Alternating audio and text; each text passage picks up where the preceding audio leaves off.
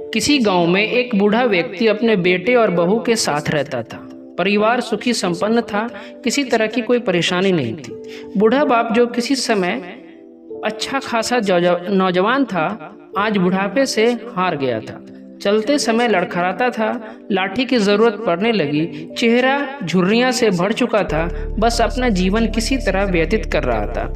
घर में एक चीज़ अच्छी थी कि शाम को खाना खाते समय पूरा परिवार एक साथ टेबल पर बैठकर खाना खाता था। एक दिन ऐसे ही शाम को जब सारे लोग खाना खाने बैठे, बेटा ऑफिस से आया था, भूख ज़्यादा थी, सो जल्दी से खाना खाने बैठ गया और साथ में बहू और उसका बेटा भी खाने लगा। बूढ़े ने जैसे ही हाथ थाली को उठाने के लिए किया, हाथ से छिटक गई, थोड़ा दाल टेबल पे गिर गया। बहू बेटे ने गिरना दृष्टि से पिता की ओर देखा और फिर से अपना खाने में लग गए। बूढ़े पिता ने जैसे ही अपने हिलते हाथों से खाना खाना शुरू किया तो खाना कभी कपड़ों पे गिरता, तो कभी ज़मीन पे, तो कभी टेबल पे गिर जाता था। बहू चिढ़ते हुए, हे राम, कितनी गंदी तरह से खाते हैं, मन करता है इनकी थाली किसी अलग कोने में लगवा दें। बेटे ने भी ऐसे ही सिर हिलाया और पत्नी की बात से सहमत होकर उनका बेटा यह सब मासूमियत से देख रहा था। अगले दिन पिता की थाली उस टेबल से हटाकर एक कोने में लगा दिया गया। पिता की डबडबाती आंखों से सब कुछ देखते हुए भी कुछ बोल नहीं पा रहा था।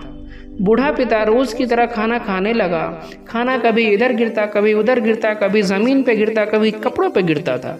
छोटा बच्चा अपना खाना छोड़कर लगातार अपने दादा की तरफ देख रहा था। माँ ने पूछा, क्या हुआ बेटे, तुम दादाजी की तरफ क्या देख रहे हो और खाना क्यों नहीं खा रहे हो?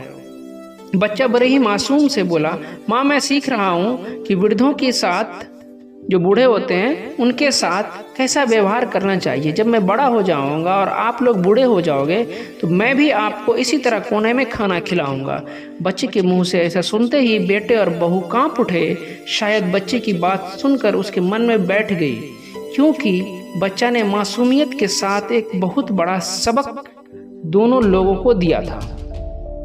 बेटे ने जल्दी से आगे बढ़कर पिता को उठाया और वापस टेबल पर खाने के लिए बिठाया, और बहू भागकर पानी का गिलास लेकर आई कि पिताजी को कोई तकलीफ ना हो। इस कहानी से हमें यह शिक्षा मिलती है कि माँ बाप इस दुनिया की सबसे बड़ी पूंजी है। आप समाज में कितना भी इज्जत कमा लें या कितनी भी धन इकट्ठा कर लें, लेकिन माँ बाप से बड़ा धन इस दुनिया में कोई नहीं है। दोस्तों, यह वीडियो अच्छा लगा तो हमारे चैनल को लाइक और सब्सक्राइब जरूर करें। मिलते हैं हम अगले वीडियो में, तब तक के लिए bye. Thank you so much.